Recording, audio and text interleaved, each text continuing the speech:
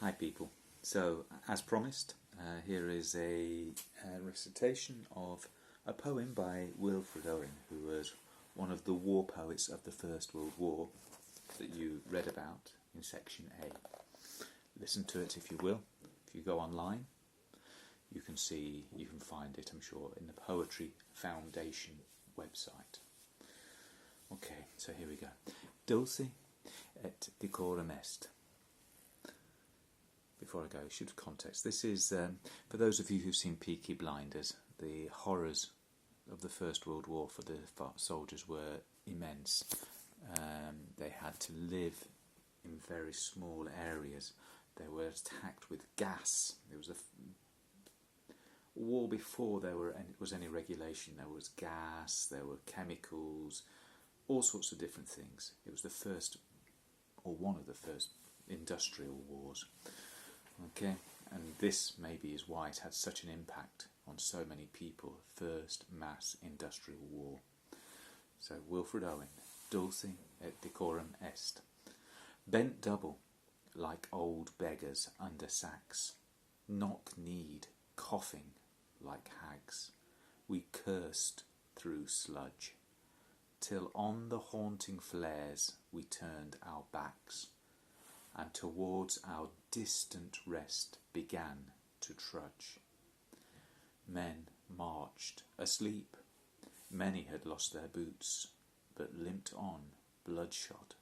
All went lame, all blind, drunk with fatigue, death even to the hoots of gas shells dropping softly behind. Gas, gas, quick boys!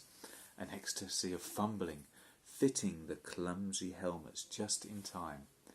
But someone still was yelling out and stumbling, and frowning like a man in fire or lime. Dim through the misty panes and thick green light, as under a green sea I saw him drowning. In all my dreams, before my helpless sight, he plunges at me, guttering, choking, drowning.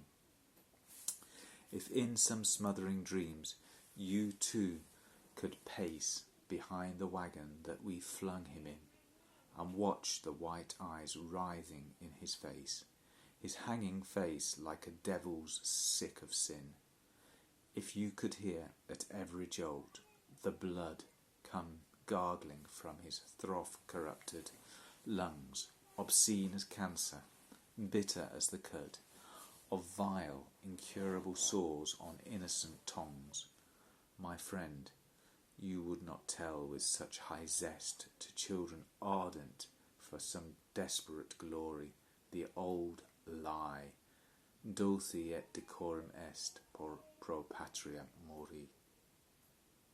Okay, thank you. Remember that phrase is at the end is from an old poet from the Roman times. It's Latin. It means it is sweet and fitting and good to die for one's country. The war poets were not of such an opinion.